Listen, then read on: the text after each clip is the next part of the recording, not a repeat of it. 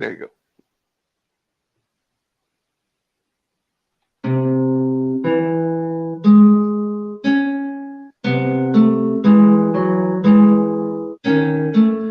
Thank you for coming to this live stream of Vanilla Street Epistemology. My guest today is Lukvance. Oh, nice reset. Interesting. To click and it'll click in just any second now. There we go. Now I'm up. We are Yeah. Thank you, Lukvance. This is the second time we've talked to you on these live streams. You are a delight to talk to in and out of this show, so I really appreciate you coming along. You had a claim about atheists' arguments against God are like flat earther arguments against the globe. And you asked in preparation for this show if I were to collect a bunch of atheists' arguments against God, which we did, and they're showing up in the live show text, and we will review them as you choose as we go through this. Could you please describe what you mean, how atheists' arguments against God are similar to flat earthers' arguments against the globe? Okay, so what happened is at one point I was listening to an atheist argument on a YouTube video, and he was presenting all his arguments against God, and I'm like, okay, so if I were to change some words in his argumentation, the argumentation tree would be the same that flat earther would take, like the path of argumentation would be the same. So I'm like, okay, can we go as far as saying that they are the same and really the same in any cases? Okay. So that's why I wanted to do that EC talk and look at, I said that I give myself a week to to amass all the arguments that I can amass and see how people use that argument in their argumentation, and to see if the way they use it is similar to the way someone, flat earthers, would use to support his argument in a conversation. So that's what's happened, and that's why we're here today. Fantastic. I'm looking forward to this. So what would be the what is the similarity? What is the thing that ties an atheist argument against God to like a flat earther? I understand what you think. I mean, I understand what I think you're saying, and I'd like you to tell me the logic in your words. The logic is the same. They would say, this is not a proof. This is a proof.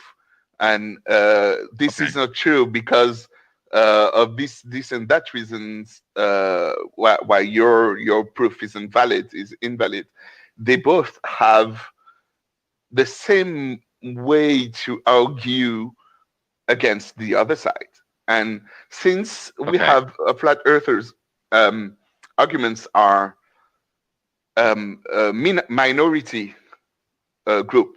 Like flat earthers, they are not the majority of the world. They are a minority group, and they have all the word against them. So are the atheists, basically. They are the minority, and they have most of the word against them. So I like to compare the two and see how close they are in their argumentation, because they don't have most of the word with them. They are alone, quote unquote, alone in their arguments, and they need to defend themselves from the rest of the world. So that's where we're at. It was a long answer.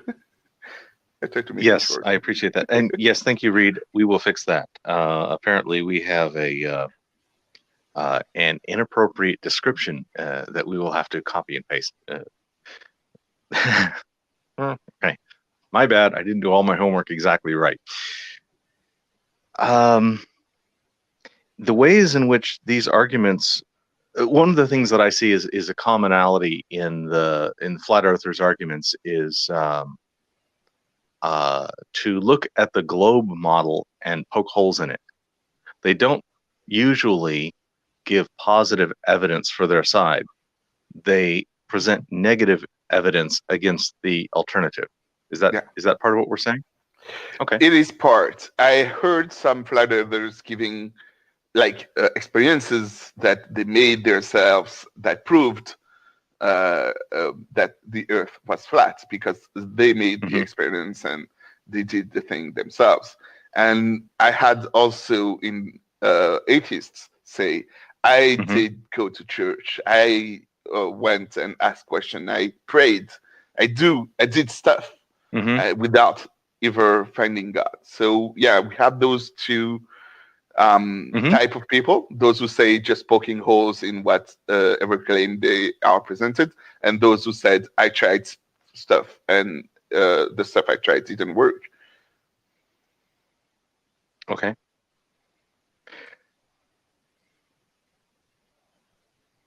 I think we can go right to the list of arguments.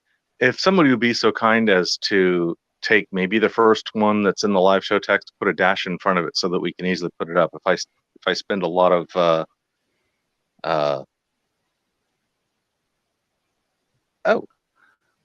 you want me thank to you do for it? That feedback read. No, I'd like somebody that's less distracted than us, because there's like 20 or something arguments, so I want to look at each one of those and see if we go. Oh, and before we do that, what would you call your current confidence in this claim? It's really 51%. It's not that high. 51%. Yeah.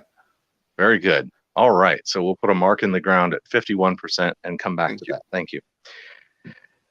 The first one I see is the time to believe is when there is sufficient evidence. All right. So before we start, I need to make something really clear. So three things. First thing would be in the way I speak. For me, scientists are the equivalent of scientists are theologians. Okay. All right. So when it comes to science, we have scientists. When it comes to God, we have theologians. So they are one equivalent, the other one. There is two goals. The goal of science is to describe what is, and the goal of God or the theologians is to describe what should be. So religion says what should be, science says what is. Okay.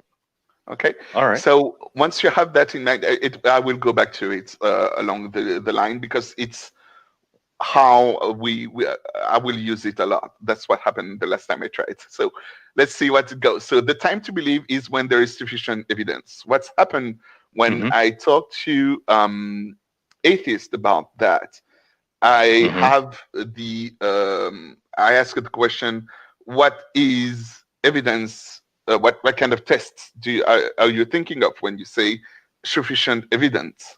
What kind of test would be sufficient for you? And they have they usually answer, we don't have a test, and you should be able to present us with a test. That's the answer I get from atheists. What I get from flat earthers, it is I did my test, and the test I did are those are convincing me. So if they were to say the time to believe is when there is sufficient evidence, they would say there is sufficient evidence for the size of the Earth being flat, and the evidence that you are presented are incorrect. So yeah, we have, on that claim, we have the same thing. The difference between those two I can see is how the experience itself to create such evidence is available for flat earthers and not for atheist sides. They don't have like a test that they made themselves. They use tests that others did and they didn't create their own tests. But the flat earthers created their own tests to convince themselves.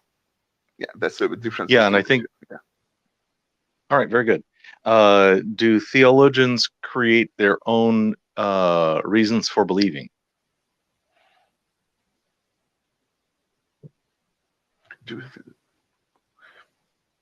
No.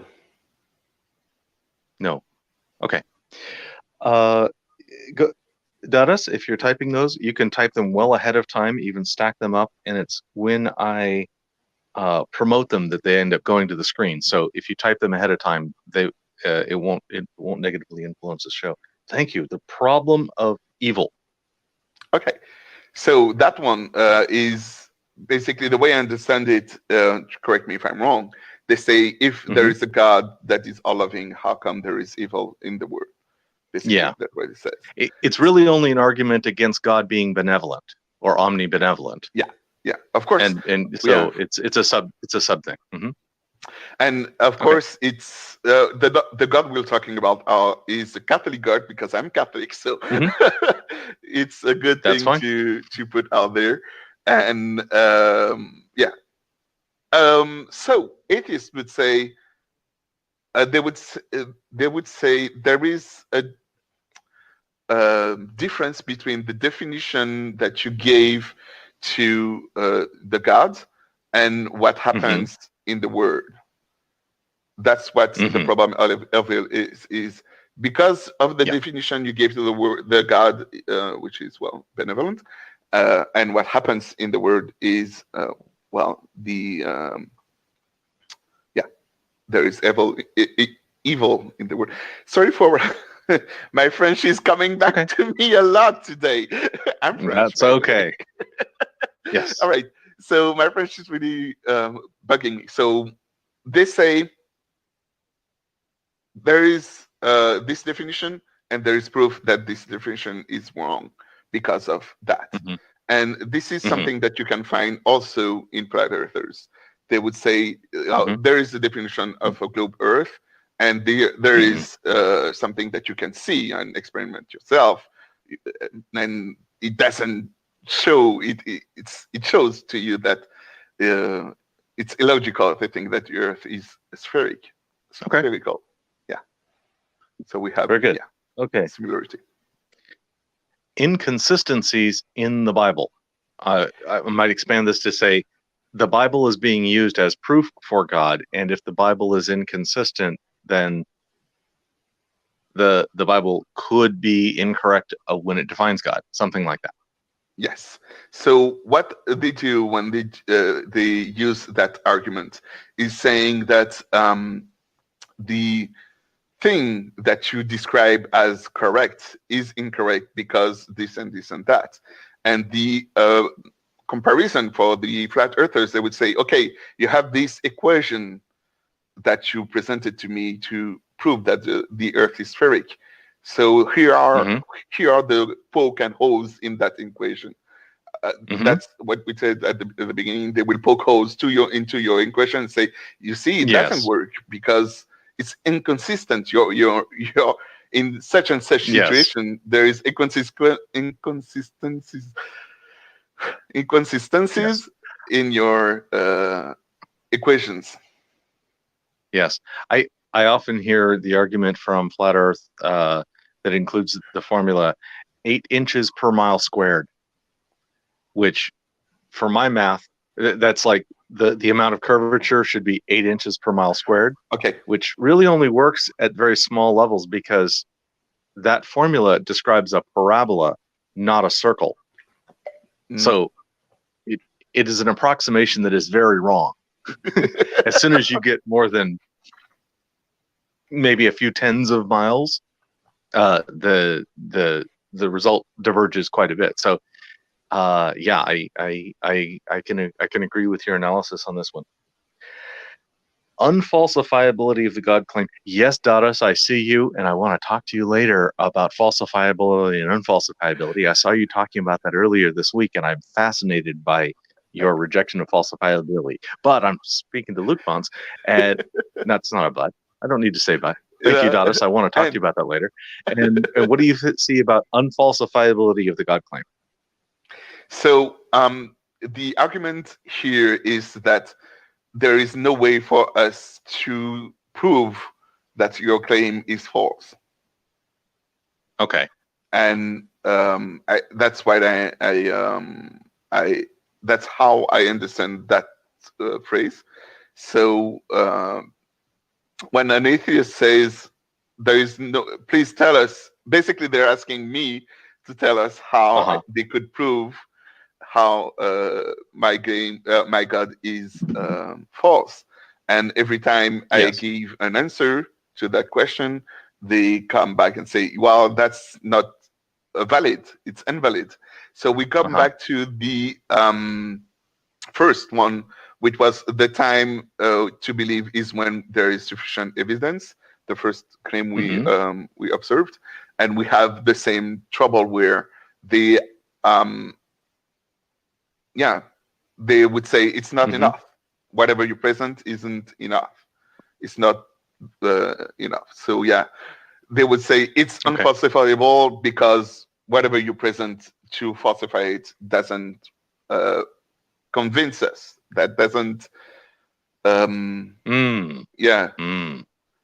doesn't work for us. If I wanted to falsify gravity, I can theoretically say one piece of evidence that would lead me to reduce my confidence in gravity would be as if I let go of this and it failed to fall. If that were the case, so I can define a theoretical situation where I drop it and it fails to fall, could reduce my confidence. And so when I'm talking about falsifiability, usually I'm talking about like a hypothetical falsifiability, not a demonstrable one. And I, as far as unfalsifiability of the God claim, oftentimes we'll say, but I don't see God, and the answer is because divine hiddenness. So we by introducing divine hiddenness, falsifiability is pushed out of the option again. Anyway, I do see the similarity, so I am inclined to agree with you. The in the Catholic God, we don't give the hiddenness of God because we believe that God is present in the Eucharist, so you can see him if you want to see him. You just don't believe that's him. Yes. It's not enough for you. Agreed. If you want to see him, you go to church and you look at the priest, and that's where he is. He's right there in his hand. That's him. Yeah. I would accept the Eucharist as proof of God. Yeah, that is the kind of proof that would raise my confidence in a God. No doubt, the Eucharist. Burden of proof. Now, this might go back to, this is probably very similar to the time to believe is with evidence and that kind of thing. So I think you would say that the flat earther says, I see that it's flat, and the burden of proof is on you, Glober, to prove that my seeing is wrong for some reason. Something like that. That's it. That's exactly it. Those three arguments are basically the same. We have burden of proof, unfalsifiability, time to. Oh no, unfalsifiability isn't the same. Sorry, sufficient evidence. No, burden of proof isn't related to this one. It's what you said. Burden of proof is saying, this is what I see. It's evident for you. That is what you see. We agree that we see the same thing. Go ahead, prove me wrong. Yeah. You perceive God, and that is sufficient for you. And that puts the burden of proof on me, because no matter how small a piece of evidence is, it's enough that I would have to at least match it with my burden of proof. So, I see the similarity that you're talking about. Okay. You have a personal experience of God. I do. And that should be compelling to you. And it's hearsay for anybody else. So if somehow I could have the personal experience of God, I expect it should be convincing to me. if I don't have any evidence that's outside of a personal experience, outside of a hearsay situation, that's when I might claim, you have the burden of proof to provide some objective proof or something like that. And I do see the similarity in that to the flat versus globe. I do. I agree. Divine hiddenness. Now, this list, by the way, I asked from the community, and so there are going to be some that are sort of replicant, different wordings of the same thing, and I didn't want to try to edit them down and group them into one thing. So we might hit things more than once. Yeah. So this one is divine hiddenness. Eucharist. So it's not the Eucharist is your answer. Yeah. All right. Very good. So we give an answer. The person say it's not correct. We disagree with your answer. Please give us another answer. And if you don't, therefore divine hiddenness is true. Okay. Internal inconsistency. Now, this might be the same as inconsistency within Scripture, or it might be inconsistency within definitions that are part of tradition. I don't know what they mean by that. Okay. Well, a flat earther would certainly say, your globe model is internally inconsistent because I see this and that and the other conflict in the question. They would say that. And the atheist would say, I can see that God asks you this and you do that, which is inconsistent. Or God did this and said that nobody should do this, and it's inconsistent. They will poke holes basically into the There is I don't think it's different from flat earthers and atheists. They have the same. The next three are probably going to be almost the same because they are interrelated. Paradox of omnipotence. That would be saying that the definition of God generates a paradox because of the claim of omnipotence. Yeah. So what they do usually with those three next claim, they say the definition that you give to your God isn't valid for X or Y reason. And it's basically the same thing that flat earthers say. The definition that you give to your spheric Earth is invalid for X or Y reason. It doesn't work because I can, for example, see it's flat. So it's a paradox for them. And what you just said, does that apply to paradox of omniscience equally well? Yeah, omnipotence, omniscience, and benevolence. Okay, so the third one is the paradox of omnibenevolence or benevolence and justice, which is almost again the problem of evil. I think those are almost the same argument. Comes from. Yeah. Okay. Internal and external inconsistency of a holy book if that book is the word of the associated God. So we go back to the claim earlier. There was a claim earlier about inconsistencies in Scripture, and inconsistencies in tradition. This kind of folds it all together into one of those. All right. This one is expressed by Tom Jump. Unless shown otherwise, things we imagine are only imaginary. Absence of evidence is a good reason to believe that Bigfoot or the flying spaghetti monster don't actually exist. And similarly, we should apply the same idea or logic to God. Yeah. This is almost the whole argument rather than the title of the argument, because I don't think that this argument is so common as to have a title specifically. Isn't it argumentum ad pejum? Isn't it the sufficient evidence? I don't see the difference. I think Tom Jump would say that there is absence of evidence to believe in Bigfoot. And therefore, Bigfoot is in the imaginary until we can show that Bigfoot is in the reality. Yeah. So that's the time to believe is when there is insufficient evidence. That's the first name we observed. I think it's a duplicate of that one.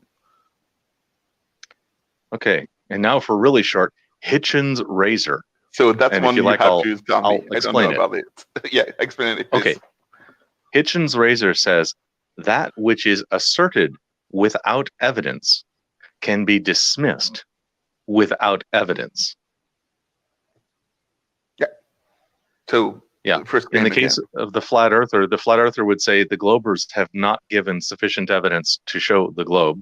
Yeah. And the globe earthers would say the flat earthers fail to give evidence or consistent model for their view. And so I think they're both using Hitchens' razor against each other, both directions. Yeah. It's the first claim. So let me copy and paste it together in my text thing. So we have those three things: Hitchens' razor, the time to believe is when there is sufficient evidence, and the T-jump. Those three are, like you said, well, both sides have. Both sides claim the argument. Yeah, that there is not evidence sufficient. That the evidence that there isn't sufficient. Okay. Argument from free will. Now this is complicated because both sides use again the argument from free will. Tom Jump would say it's all determined or it's random, and that's not the kind of free will you're saying necessarily defines and even supports the argument for God. So it's sort of like a counter argument for God. And it's also in the other direction. There's an argument from free will on the theist side that says free will exists, free will obviously exists, and free will can only exist if a God granted it. Something like that. Yeah, so there are arguments. I might not be steelmanning these at all well. There are arguments against that argument. Of course, they exist. We've been talking about the existence of God since forever. So the thing is, the argument from free will, the paradox of omnipotence, omniscience, benevolence, foredesign, all those are definition of the term God, and they bundled together, and the comparison is the same for flat earthers. Go ahead. I'd like to go on a tangent. Yeah. What's your opinion of free will? What do you think free will is? What does it mean? Does it exist? That's a fun one. My opinion about free will is an omniscience. Omniscience science is knowing what will happen. How can you know what will happen if you have and how can you have free will if you know what will happen? The answer I found, it is mine. It's not a current answer. It's the multiverse theory. So every time you have a choice, you make a choice to create an alternate reality. Okay. You just take in yours in so the choice you make. If we somehow were able to look at all of the multiverses from outside or transfer between them, all of the choices would be iterated. Yeah. There would be some time, something, somewhere that would iterate every single choice. Okay. Every single choice, even the one about picking and drinking my coffee. Yep. By the way, this is an ordinary size cup. I'm just a very, very small person. Of course. What is your confidence on my claim? Yeah. I'm kidding. Okay. How about the argument from poor design? This is a bit like the problem of evil, but more like saying if a perfectly smart God that was perfectly benevolent, shouldn't he create something that is more obviously perfect, like your dog? So, sorry, the users can't see your dog. It's it's outside of that circle that we've made your camera. She's over there doing her things. I love her. Anyway, the poor design is I don't know how they use it, but anyway, it's like when it comes to the comparison with flat earthers, it's like, well, the definition that you gave doesn't work because and this and that reason. So it's like the flat earthers poking holes into the equations that you gave them. It's similar. Okay. You have theologians that had answered that questions. You have scientists that had answered the question. The holes, they are covered. It is then. Mm-hmm. What's funny is that the information is available for flat earthers to look up the holes, how scientists finish or polish or fill, how scientists fill the holes of their poke. Okay, so it is available to them. They can look up how scientists are explaining the holes that they found in the equation. Like you say, the curvature, whatever, it changes when it's more than x miles. So it goes the same way for every other holes that you want to poke in God.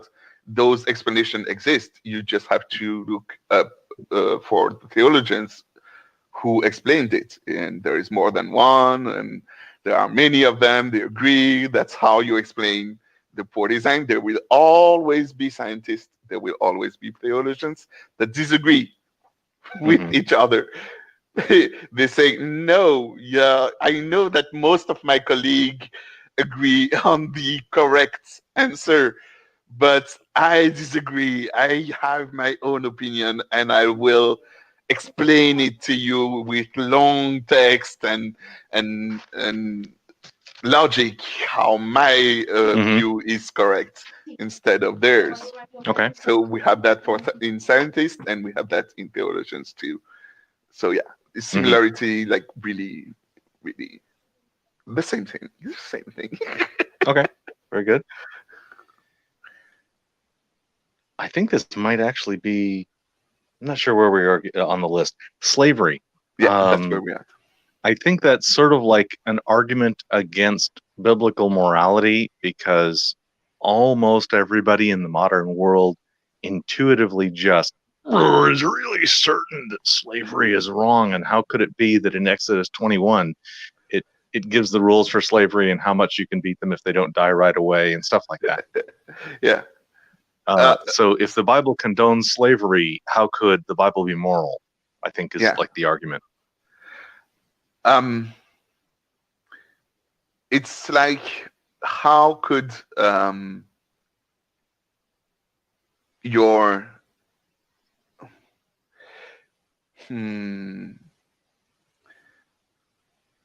it's how could your equation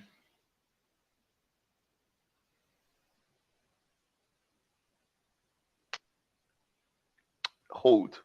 Is it again? Is it the same thing? Then the equation slavery. So you're saying in the written texts you have a commandment saying you should beat your slaves, or slaves are okay. And today you have certainty that slave is not okay. So the analogy, at least I think the vast majority of modern humans agree that slavery is really, really bad. So that's why it's an effective argument, though maybe not so much a logical one, but more of an argument toward intuition or an argument toward emotion. All right. Slavery is very fun because when you look in the history of slavery and history on Earth, most Christian they were against slavery. They didn't want slavery to be used. They did their best. Yeah, excluding Southern Baptists at really important times in history. Yes. They're not Catholic, okay? They stick with the Catholics. Right, they're not Catholic. Good point. They stick with the Catholics. So that's really important because, well, of course, those other so most Catholics were against slavery. Good on you, man. Good. And flat earthers would say, yeah, in history, people thought about the Earth was flat. That's not true. But they will still use the It's same not true argument. that people thought the Earth was flat in history? No. History, no. They never... That's interesting. Fun fact. That's something that they never thought about the Earth being flat. Like, I mean, most people, there are always been people who said, I know the truth, you are wrong, and the Earth is flat. That's the first... Okay, so you're saying even 2,500 years ago that the Earth being flat was a minority view? Minority, yeah. Okay. Yeah.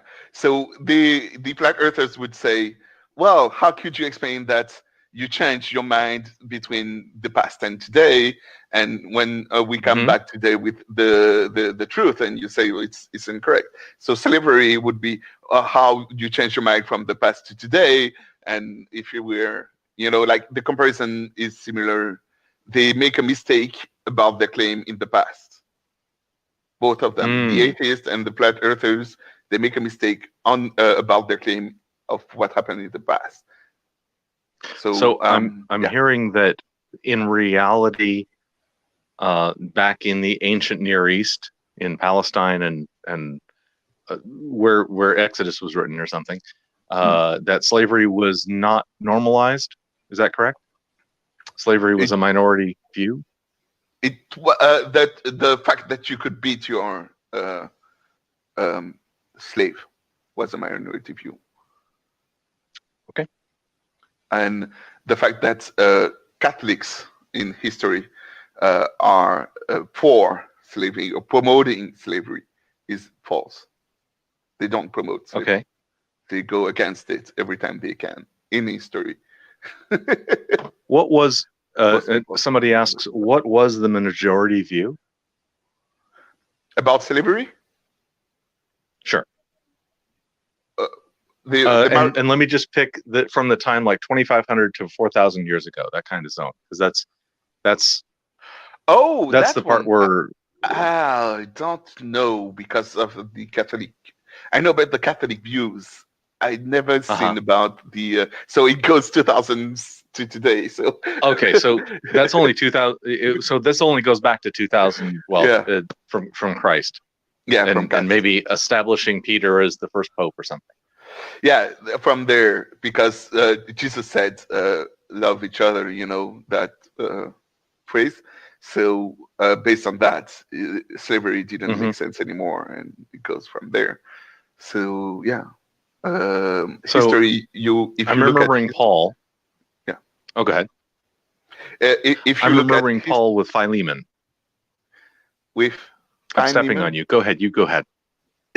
That's okay. I like the idea of Paul. That's a good guy. That guy is crazy. Anyways, let's go. What about Paul? It's funny how he's in heaven. I think it's the book of Philemon. Yes, Philemon. Yeah. And I think that was written by Paul to the owner of Philemon, who was a slave. Okay. And his instructions to Philemon were to go back to your master, and I'm going to write a letter and say to your master, you should be kind to Philemon. Okay, cool. And maybe you should even consider releasing him. I haven't read that recently, but so some point to that as saying Paul was against slavery, but wasn't able to like change the laws of the land or anything, but was suggesting that people just don't do slavery because it's bad, for obvious reasons. That's a good point. I don't think I remember that part about the Bible, so thank you. Okay. Short chapter, Philemon's only like one or a few chapters. It's pretty short. Okay. Now there's several that came in more in the not like a name of an argument, but instead the question that includes the argument. So it's going to read a little differently. The argument would be, how come these gods or gods only reveal themselves to select few individuals? And I would assume, as opposed to what should be trivially easy for God to reveal God to everybody.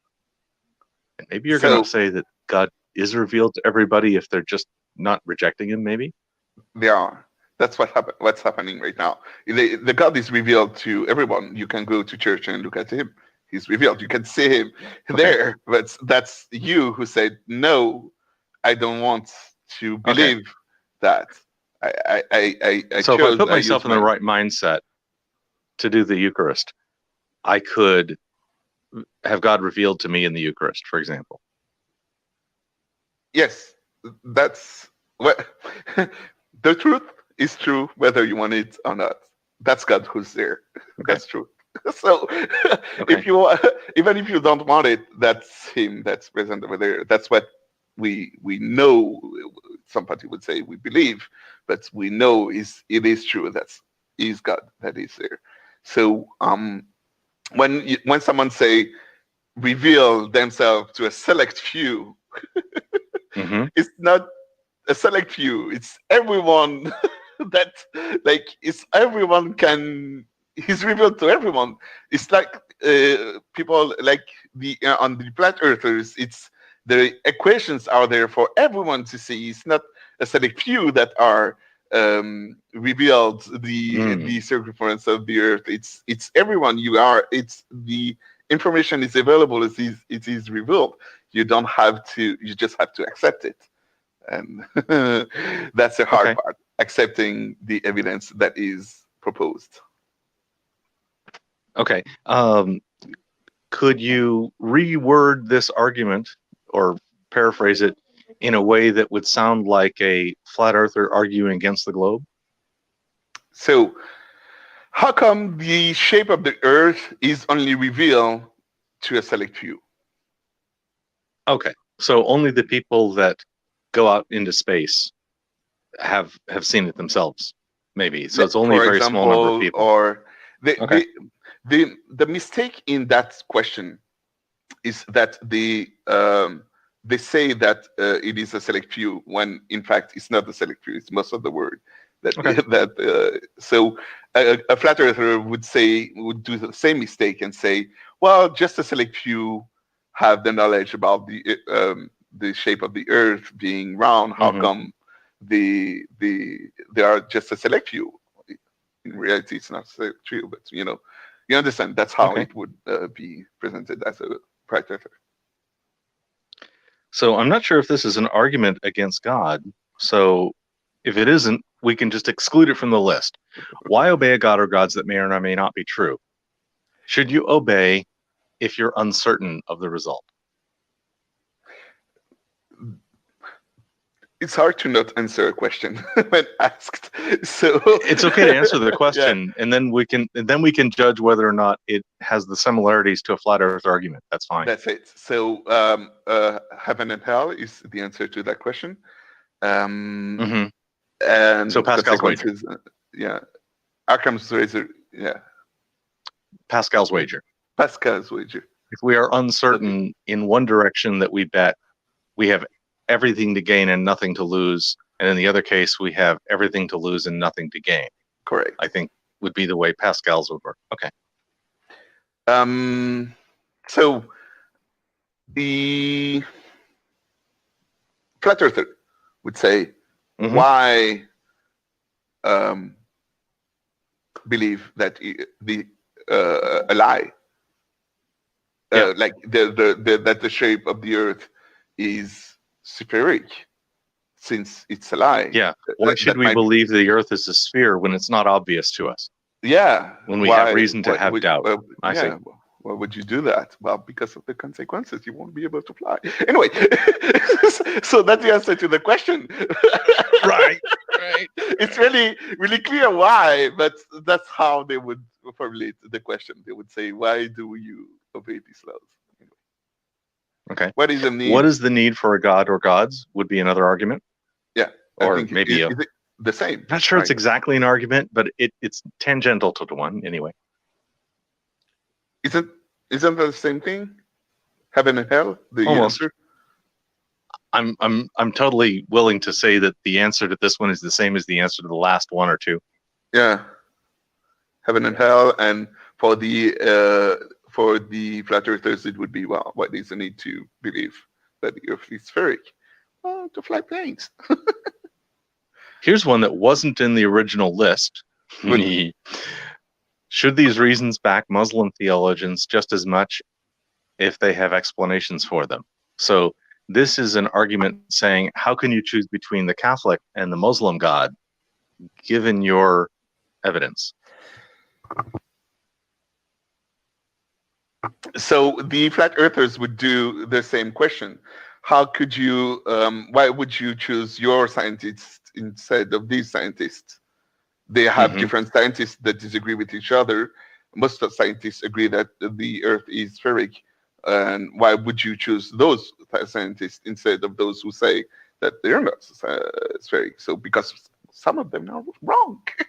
That's the answer to both of the questions. Okay. Why should God or gods make the decision for your path in life? Whoa.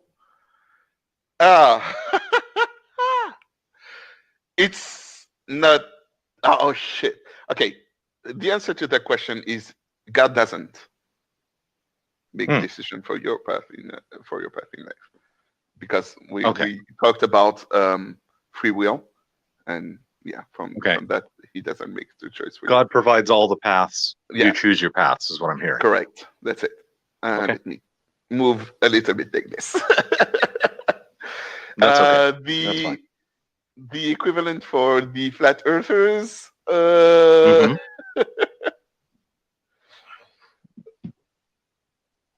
It's an assumption about God, which is wrong. So in that question, they said God is making decision for your path in life, which is a wrong assumption. So the flat earthers would have to make a wrong assumption about the shape of the Earth and ask you a question using that wrong assumption. Good connection. I like it. Did humanity create God or gods? Which I guess the alternative is, or did God create humanity? Yeah. So I'm not sure this is an argument against God at all. I think it's just the question. So maybe we'll skip this one. So did humanity create the shape of the Earth? Same thing. Okay. So the argument goes, when an atheist asks a question, he's waiting for your answer. It's no, it's not humanity, but it would say, well, if it was humanity who created God for this and that reason, because before, in a way, we need God and stuff like that. They would use that argument and say, well, maybe it's just something that we invented.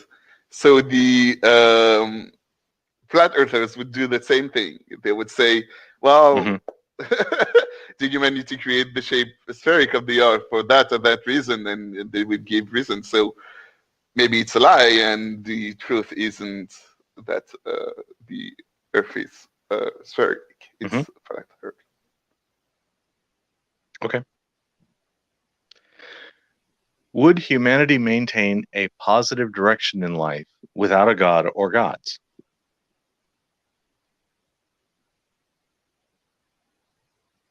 Again, this is probably not an argument against God literally. We can skip it if there's no need to go down that road. That's a good question for, if we were to talk about what would happen without God. Well, God exists, but that's what it's not an atheist argument against God.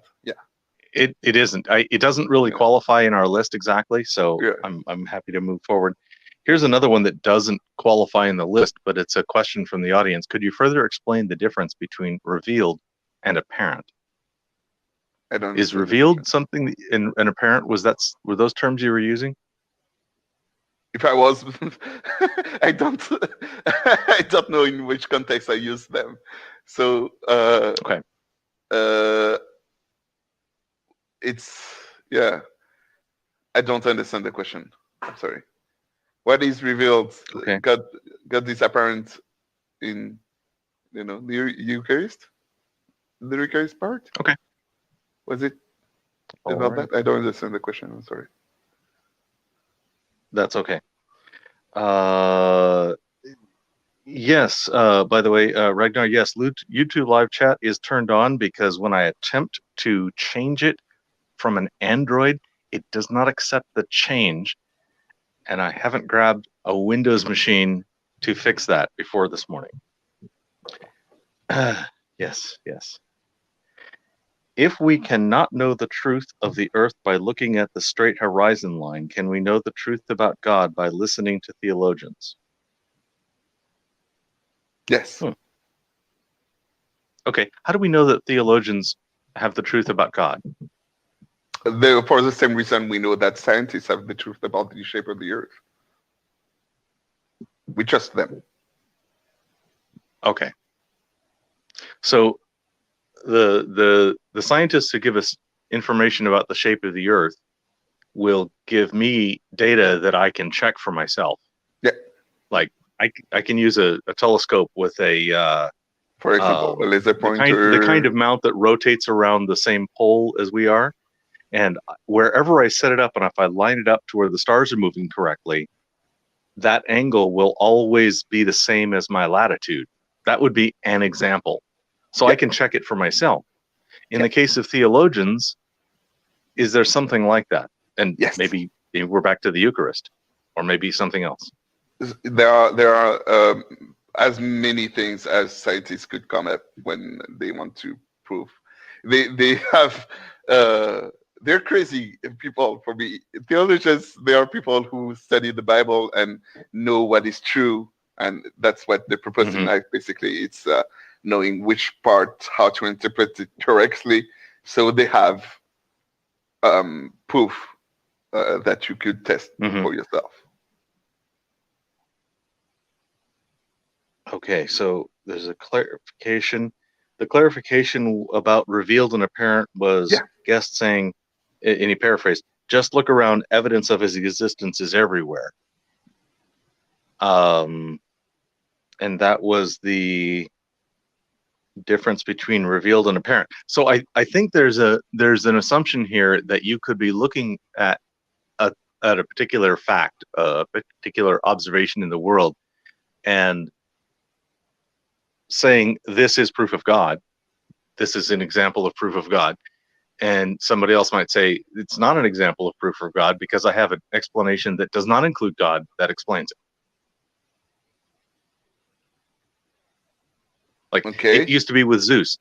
Lightning was proof of Zeus. But now we have a reason that does not get to Zeus. So right now there is no such thing. Like even if I think of miracles, which are often quoted as proof of God, they are. I don't know how to say that.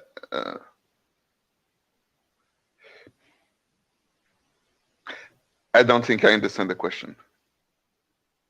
That's fine. Could you try to? It's a bit off topic.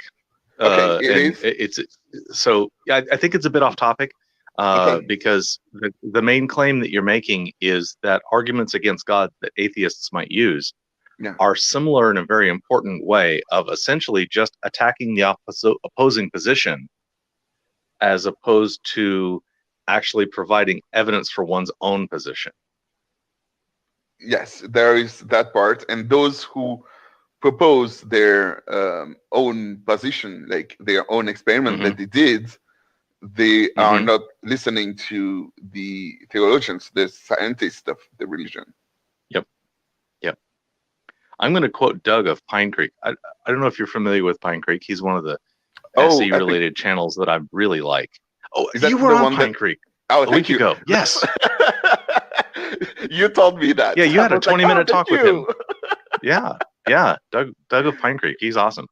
And I saw you coming on live. I was like, oh, yeah. I know that guy. That's great. Thank you. Yeah, I know that guy. And I can almost say I know Pine Creek. I have communicated with him more than a dozen times. Okay. But anyway, he would say there are no good arguments against God. Okay. And therefore, I think you're very correct in that all arguments against God are, in fact, just looking for weaknesses in the arguments for God and trying to show those weaknesses. Yeah. Okay. Somebody says Pine Creek as a guest. Make it happen. I don't know if I rate, but in a SE session. Yeah, Why not? I'm predicting that that's not probably likely to happen because I think he would find it very boring to be interviewed by somebody who completely agrees with him. I think he likes people who would disagree a bit. So, and of late, starting with you, by the way, you are the very first one of his recent taking calls in general and doing SE with people. You are the first. You mean me? That's a new trend. Yes, you are the first person on his first show where he has done SE with call-in people in maybe months or years. I'm not sure. I set the bar. Ragnar suggests that I know how to steel man positions he would not agree with. Yes, you're right. Yes, I do. Yes, I could. That would be fine. And someone suggests that you can't prove a negative, and that's probably what Pine Creek's position is that you can't argue for a negative. I can't argue for the non-existence of Bigfoot or the flying spaghetti monster either. I can only argue against arguments for them. And to that degree, I think so. So before I release, I want to release to let people talk and ask you any questions. So I've unmuted the room. If anybody wants to voice their own questions, go ahead. So I only have three more things. One, now that we've reviewed this list, what's your confidence? Oh yeah, on the original claim? That's a good question. Yeah, it is. It raised a lot. It's really amazing how these questions are really similar to the flat earthers' position. And it goes up to 80%. Yeah. 80%. Woohoo! Because of we course win a change in confidence. That means yes, that our slow, deliberate thinking and review clarifies ideas and that kind of thing. And I will reveal my position on this. I came into this after having looked at the list and thought about this an hour ago. I was at 95%. Whoa, you were higher than I was. I am higher. Nice. I was higher than you are now, and I haven't been moved. Good. I'm still at 95%. So my last two questions are, hypothetically, what could you learn that would increase your confidence from 80? What is the kind of information that would increase your confidence from 80 that the arguments against God are similar to flat earther arguments because they are only arguments against an opposing argument? Yeah. They're a second level counter argument. They're only counter arguments. They're not arguments in that sense. Correct. So you have it would have to be more atheist interaction with me. So if I interact with more of them and I keep, it would be personal experience that would increase my confidence. That would be it. It won't be someone else who said, "Well, would it?" No, someone I trust. Someone I trust, like you, for example. You come to me and say, "I talked to an atheist, and I thought about comparing his arguments against comparing his arguments to the flat earthers' arguments, and I came to the same conclusion, and my confidence is still 95%. I'm like, okay, thank you. So maybe it would move my my confidence a little bit. Okay, that's good. Would that be a similar thing to move it down? The hypothetical that would move it down would be somebody giving you an argument against God that didn't qualify? Yes. Yeah. Exactly. Yes. Okay. Very good. If it was possible. So, all of you out there in public, I'm pointing at the YouTube audience. Lukvance is on the SE Discord and is getting very good at street epistemology. Very, very good. And he's an example that you don't have to be an atheist to be good at this thing. And I see you as a huge asset in our community. Thank you very much. I think I think that the atheist-theist divide is about 80 or 90% atheist on the Street Epistemology Discord. So it's really, really delightful and helpful to have people that aren't atheists who we can speak to, so we don't get into an echo chamber. We want to hear from everybody and do that kind of thing. Okay, so the crowd. Does anybody else have any comments that you would like to talk about, or questions that you have for Lukvance? Yes, I had a very important one, because all the theists always ask the atheists about what would prove to you that God exists, correct? Mm-hmm. That was the first one. Yeah. Well, there is one test. Oh, you have one. Nice. I have a very good test that would prove to everybody that God exists. Of course, I think that. Tell me if you agree that we are talking about the Creator God. Yes. Yeah, the Catholic one. It doesn't matter. The Catholic.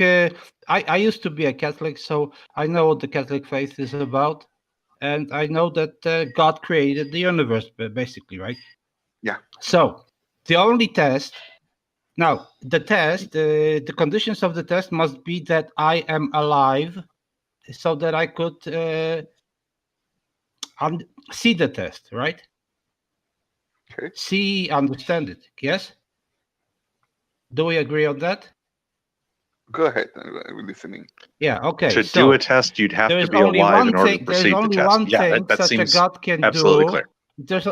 There's only one thing such a God can do in order to prove to me that he exists. He has to destroy this universe, and then, let's say for a gazillion years, delete the universe from existence for a gazillion years, and then reinstate the universe exactly at the same point, with me in it and everybody else. That's the only thing a creator God can do in order to prove to me that this God exists. Now, the question is, will I be aware of that? Can I be aware of that in any time? That's a good question. How would you know he did it? Arthur Dent was. From The Hitchhiker's Guide, the Earth was destroyed by the Vogons and then recreated much later by the Magrathians, and everybody was put back and did not remember So they didn't know about it.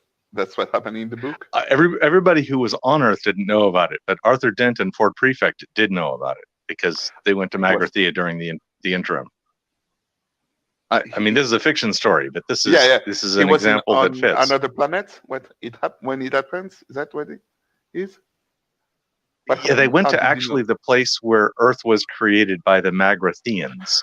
Oh, okay, I see. This is in the third book of the Hitchhiker's Guide trilogy. Okay, I see. So that's how you would know. So how would you know that he didn't do it already? That is the point. There is the point that there is no possible test, because if let's say that let's say like this. Let's say some being appears all of a sudden, and he tells me that he is the creator of the universe, right? And he starts showing me magical tricks with with, I don't know, he like points a finger at something and it changes from a rock to I don't know, a sweet candy or a loaf of bread, or right. So then, do I have any reasons to believe that he's actually God, or maybe he's just a more advanced being from a more advanced alien, right? So he hasn't proven to me anything. So if he is God, the creator of the universe, that the only way he can prove to me that he is him is to be able to do something with the universe. So destroy it and reinstate it. And I cannot have any way to know that he has done it. So how can I ever know? How can you ever know? How can the theologians that you listen to can ever know? Wait, you are saying, the way I understand it, what you just said, is that you have a way to prove it, but you don't have a way to prove it? it's do you have or you don't have a way to prove it? Do you have a test that you could measure, or you don't? We did lose him. Maybe we lose him. I'm going to comment. Yeah. I think Dadais's proof is a hypothetical that is too hard. I think there should be easier things that should have proof. Not necessarily it would convince you the God with all of the omnis, but if I prayed to God and I got a gold brick in front of me, that would be a Tom Jump example. Or if a Pine Creek example, somebody prayed over an amputee and they immediately grew their limbs back. Yeah. That would be the kind of thing that would raise their confidence. So those are somewhat easier. Now, I can't tell that God from an alien that has technology that is indistinguishable from magic for myself. I think the idea of proving a triomni God would indeed be the almost impossible for us to even observe kind of proof. Yeah. But the leaning me toward that direction should be a much easier proof, I think. Yeah. Matt Dillahunty would say, What? God would know Sorry, what guys, it would take to prove it to me. I had an emergency. And Seitan Bruggencate has already had that proof. Go ahead, Doc. I didn't get you. Sorry. Somebody was. Yeah, I said I had a little emergency. A bat flew into my home. Oh no! A nice little bat. He couldn't get out. Yeah, bats live in my attic. So okay, yeah. So I wasn't listening to what you were saying. I'm sorry. And I have been admonished not to step on the pause, and I completely acknowledge that is correct. I stepped on the pause. Sorry. Stepped on the pause. What does it mean? I stepped on Dadais's response. And in this case, maybe there was an emergency, and that's why the pause. But ordinarily, I should be very careful not to shortcut somebody's aporia. Somebody's thinking about a thing, and I don't want to distract and change the conversation. But we were waiting for him and didn't get anything. So that's a good thing that you're waiting with your view. Yep. So someone asks, oh, wow. Yeah, this one's long. That might not fit, but I'll read it out. I do not know any flat earthers who can charitably summarize the arguments or evidence for round earth. Do you know any atheists who can charitably summarize the arguments or evidence for the existence of God? Charitably summarize. Yeah. What does it mean, charitably summarize? Answer back the arguments for God without arguing against them and while presenting them well. I would call that a steelman. Steelman the arguments for God. I don't know any that flat earthers that can steelman almost universally. I've never seen any exceptions myself. Universally cannot steelman globe arguments. They don't understand the globe arguments well enough to explain them. Do you know atheists who understand the arguments for God well enough to explain them without arguing against them? Yeah, so yes, I know some atheists. Oh, some. Ooh, I think most of them could.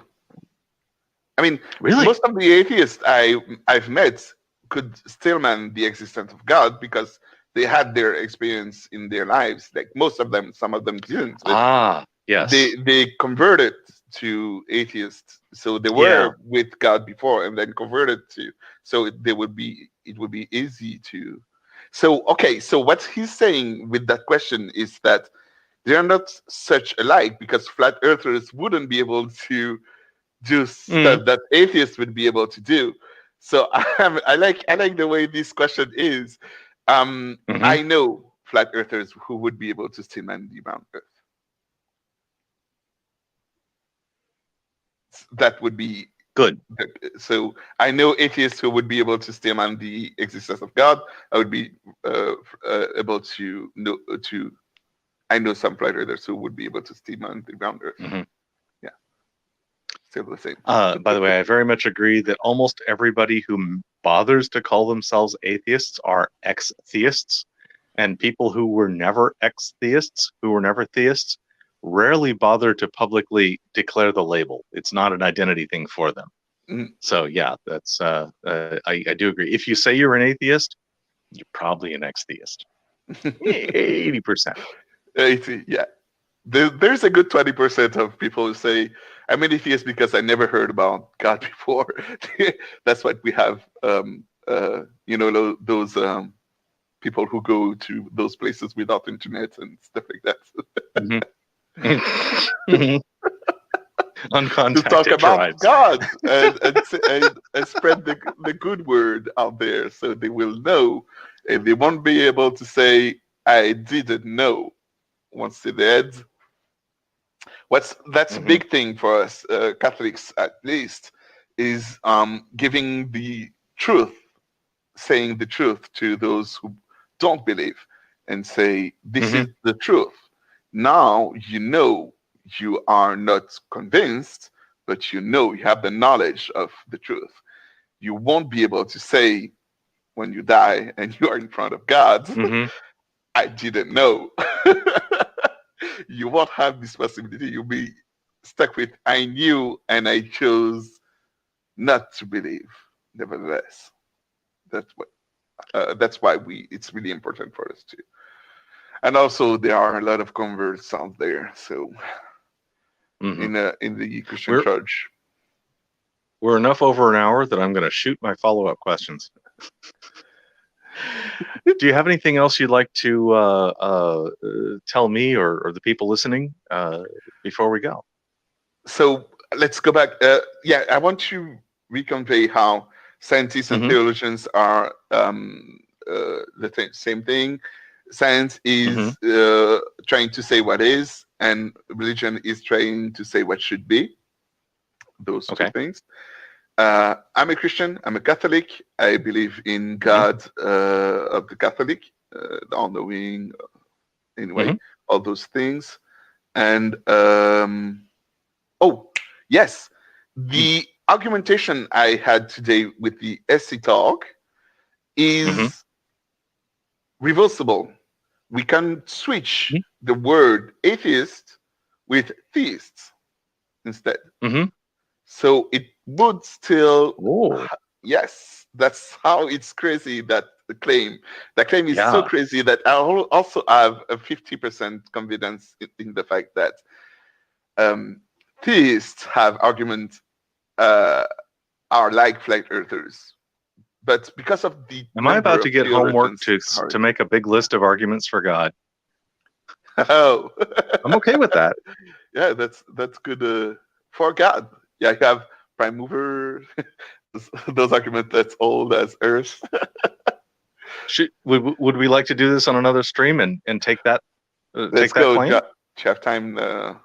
Do we have time? Good. Look at my calendar and set up a time that's convenient for you. And I will do the homework of grabbing for myself, plus asking for a bunch of other people for arguments for God. And we'll try out that claim. That would be a great time. That would be a great conversation. I would enjoy that. So the claim would be there is a God? Well, there are good arguments for God? The claim would be that arguments for God are similar to the arguments that flat earthers or globe earthers would use against each other and like that. And we can just test it. We don't have to believe a claim is true in order to test it. I could have never heard of a claim, and we could go through SE on it. Let's go with that. Fine. Let's try the other way. I think there is a way to turn it around, but I will have to lie about the places of scientists and theologians being the same. So the number of people we trust is really important for atheist arguments because there are less atheists than theists. So because of the difference in number in them, you might have I don't know. Let's see. We'll see.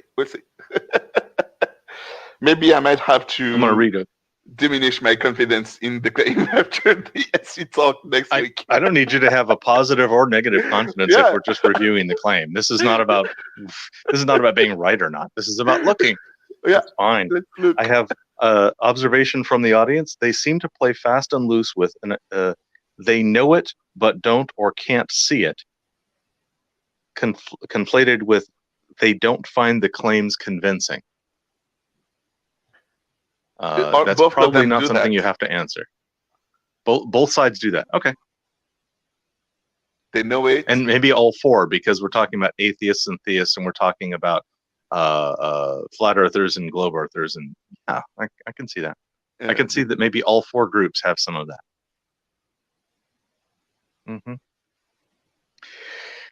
Thank you, Lukvance. I really have appreciated this conversation, and thank you all in the Discord and all of you out in YouTube for coming to this. I promise I will get better and better at my homework as I do this, but it's going to be a slow process because I really suck at homework. Well, your homework was amazing. I tried, like I said at the beginning, I tried to talk to those atheists and try to log their arguments against, but I wasn't able to have this beautiful list that we went through. I had arguments. I blame the crowd for that list. That's a great list. It is a great list.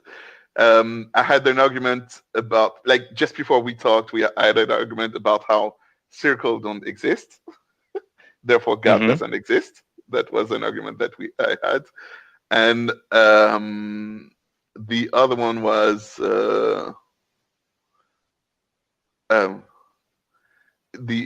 quality. It was there is no evidence. The first one we said there is no substantial evidence was the other person. So of course I asked the question, what could be evidence, and you know what happens when you do that. Sure. We heard that. There is no more question in the chat. I mean, not in the chat, but in the voice chat. Nobody had other question. There was one further question. I'll throw it out there just because. What is the difference between being skeptical of the existence of the flying spaghetti monster and being skeptical of the existence of God? Oh, yeah, that's a fine question. It's the scientists, the theologians. That's the difference between those. You have the people who study God and people who study spaghetti monsters. But that's they are not the same quantity of people and the same quality of research behind behind each of them. All right. So there's an authority structure that you can choose to believe or not based upon their the efforts and times they have spent and their own internal proofs and all those kinds of things. And if you accept that authority structure, that's a very different thing than I don't really think there is an authority structure that would be legitimate that are arguing for the spaghetti monster. So yeah, I see the distinction. Yeah, we believe in the scientists. That's amazing how much confidence atheist has for the scientists. So yeah, would that make it more likely to believe? No, it's like there are scientists for the flat Earth. They exist. It doesn't make it more likely to be true. The Earth isn't flatter because there are more scientists that prove. In their words, they prove. In case somebody's just listening, I'm going to read the question that we just popped up. Oh, yeah. So, if there were theologians for the flying spaghetti monster, would that make it more likely to be true? That's what Lukvance was just answering. Yeah. So the answer is no. Okay. Thank you, Lukvance. I've really enjoyed the conversation. Thank you for everybody else coming. I'm going to switch to the closeout. Let's see. I need to say these. are 5 of my favorite SE channels. You'll notice that Pine Creek is right up in there. Oh, yes, and these are of about 15 different channels that I recommend about street epistemology that are found in the promoted channels list on my YouTube. If you are really, really into this technique or this conversational method, if you will, of street epistemology, my favorite place for you to go is streetepistemology.com, where they've gathered all the wonderful resources from the community and stuck them in one easy to reach place and well organized. And this is brought to you by Street Epistemology International, nonprofit organization created to support the street epistemology community.